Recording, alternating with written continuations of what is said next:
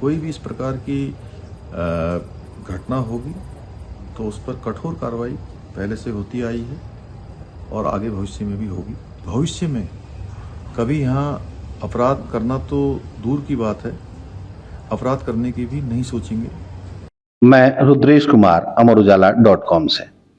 देवभूमि उत्तराखंड अपने शांत वादियों, पर्यटन, खास तौर पर तीर्थाटन के लिए जाना जाता है। यहाँ लगभग हर धर्म, हर संप्रदाय के पवित्र स्थान हैं। इन्हीं में से एक है उधम सिंह नगर जिले का नानकमत्ता कस्बा। इस कस्बे में गुरुद्वारा है जिसका संबंध गुरु नानक देव से माना जाता है। इसी गुरुद्वारे के मुख्य सेवादार बाबा तरसेम सिंह की पिछले दिनों दो अज्ञात बदमाश ने गोली मारकर हत्या कर दी थी। तब से अब तक पुलिस ने कई बड़ी कार्रवाई इसमें की, 7-8 लोगों को गिरफ्तार किया, लेकिन रविवार देर रात हरिद्वार में पुलिस को इस मामले में बहुत बड़ी सफलता हाथ लगी है। पुलिस ने बाबा तरसेम सिंह को 2 गोलियां मारने वाले शार्प शूटर अमरजीत सिंह को मुठभेड़ में मार गिराया। हत्याकांड और अब तक की पुलिस की रणनीति के बारे में अब हम आपको तफसील से बताते हैं।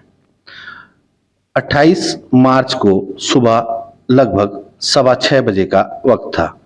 नानकमत्ता गुरुद्वारे के प्रांगण में बाबा तरसेम सिंह कुर्सी पर बैठे हुए थे। सुबह के वक्त सभी अपने अपने कामों में लगे थे।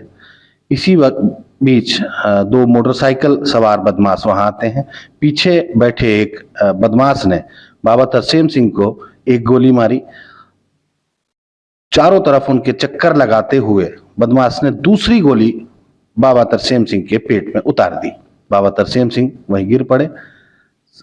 उनके साथियों ने उनको जो अस्पताल पहुंचाया, पुलिस को सूचना दी, अस्पताल में उनको मृत घोषित कर दिया।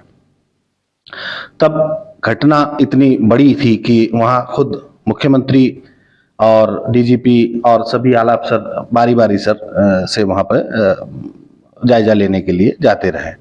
चूंकि मामला एक धार्मिक स्थान से जुड़ा हुआ था और एक धर्म विशेष को इसमें इन्वॉल्वमेंट बताया जा रहा था, बहुत सारी चीजें इस तरह की थी शुरुआत से ही कि कहीं इसका कोई विदेशों से तो कोई ताल्लुक नहीं है, पंजाब में तमाम तरीके के गिरोह चलते हैं। इन सब चीजों को जोड़ना, इन सब चीजों को छानना पुलिस के लिए एक चुनौती थी। तो पुलिस ने शुरुआत में ही इस मामले के खुलासे के लिए कुल 11 टीमें बनाई थी। इनमें लगभग 80 लोग विभिन्न जिलों की पुलिस के शामिल थे। इसमें एसटीएफ की अहम भूमिका थी। पुलिस ने इस पूरे मामले में मुकदमा दर्ज किया, धारा 302, 34, 120 बी, यानी हत्या, एक राय होकर अपराध करना और आपराधिक षड्यंत्र। इस मामले में कुल 2 नामजद और 3 लोगों को शक के आधार पर आरोपी बनाया गया था। इसमें एक पूर्व आईएएस का नाम भी जुड़ा था। हालांकि अभी उनके बारे में या किसी उसके बारे में अभी पुलिस के पास कोई बहुत ज्यादा जानकारी नहीं है। कुल मिलाकर इस पूरे मामले में पुलिस ने इस मुकदमे की जांच के दौरान कुल 11 लोगों को चिन्हित किया था, जिसमें से 7 लोग समय समय पर अलग अलग तारीखों में अलग अलग जगहों से जो है गिरफ्तार हुए। और ये जो बदमाश था, शुरुआत में ही इसके शुरुआती जांच में ही बदमाशों के नाम पता चल गए थे जो हत्या में शामिल थे, एक सरबजीत और एक अमरजीत। अमरजीत ने गोली चलाई थी और सरबजीत जो है मोटरसाइकिल उस वक्त चला रहा था। तो जांच के दौरान अब तक पुलिस किसी ठोस नतीजे पर नहीं पहुंची है अभी तक भी जो अभी हाल में अभी डीजीपी साहब ने इसका डीजीपी अभिनव कुमार ने खुलासा किया है, लेकिन अभी तक इसके मोटिव का पता नहीं लग पाया है। जैसा डीजीपी का कहना है कि इसमें कोई बड़ा गिरोह हो सकता है पंजाब का। हालांकि शुरुआत में आंशिक रूप से जब खुलासा हुआ था तो उसमें जमीन के लेन देन की कोई बात सामने आ रही थी। अब सबसे बड़ी चुनौती पुलिस के सामने थी इन बदमाशों को पकड़ना जो गोली मारकर भागे हैं। इसके लिए पुलिस ने, जैसे कि मैंने बताया कि 80 लोग टोटल थे पुलिस के, जिनमें एसपी से लेकर के मतलब कांस्टेबल से लेकर के एसपी लेवल तक के, और यहाँ मॉनिटरिंग करने के लिए DG law and order, DGP और ये सब इसकी लगातार वो कर रहे थे। और 5-6 दिन पहले कुछ पुलिस को ऐसा इनपुट मिला था कि बदमाश सहारनपुर के रास्ते सहारनपुर से होकर हरिद्वार के रास्ते कहीं बाहर भाग सकते हैं जो है। तो अब चूंकि इन बदमाशों का पंजाब से लेना देना था, तो यहाँ पे जो एक टीम को यहाँ से पंजाब भेजा गया। उसमें कुछ मेंबर वो थे जो पंजाब की पृष्ठभूमि से आते हैं और जिनको पंजाबी और वो सब चीजें आती हैं, गुरमुखी आती है, वो कुछ ऐसे लोग भी शामिल थे। तो वो लगातार 5 दिन से वो इनपुट दे रहे थे यहाँ पे, यहाँ की टीम से संपर्क बनाए हुए थे। रात लगभग 1 बजे भगवानपुर के पास उनको पता लगा कि बदमाश इसी क्षेत्र से आने वाले हैं, तो वहां पे पुलिस ने नाका लगाया, वहां घेराबंदी शुरू की। तो वो जैसे पुलिस आई, जैसे पुलिस का दावा है कि वो बदमाश आए मोटरसाइकिल पे थे। अब ये सरबजीत अब इस कल रात ये मोटरसाइकिल चला रहा था, तो पीछे बैठे बदमाश ने जो है गोली चलाई।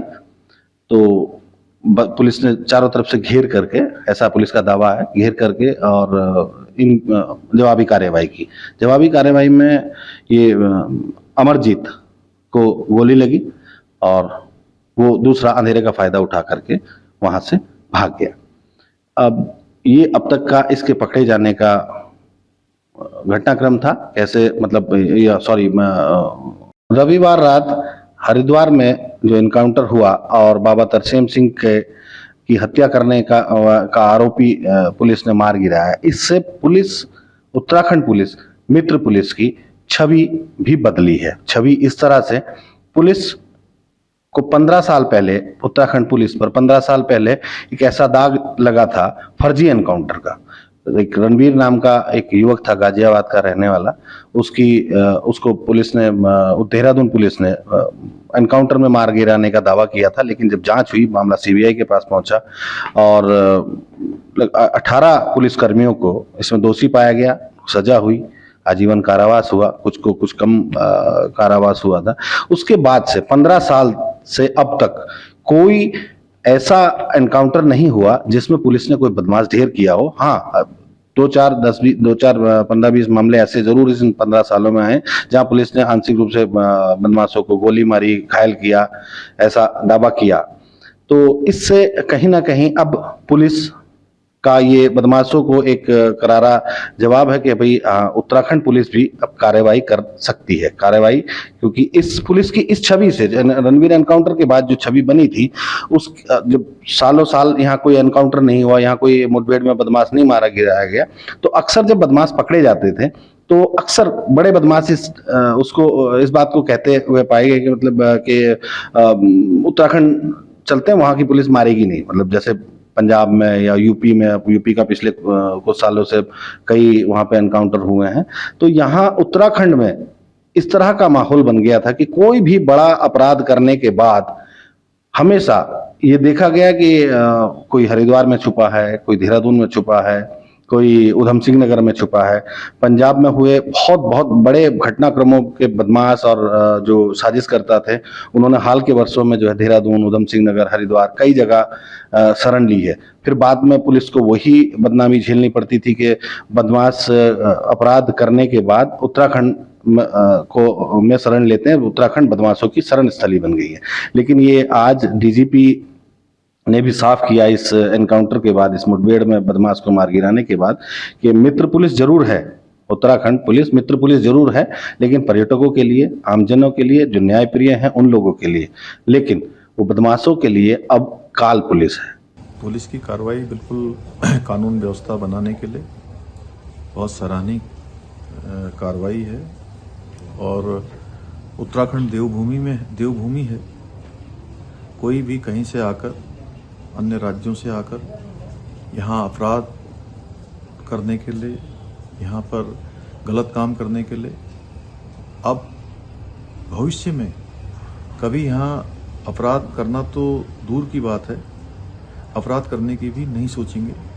क्योंकि हमारा मानना है कि उत्तराखंड में अपराधियों के लिए कोई स्थान नहीं है।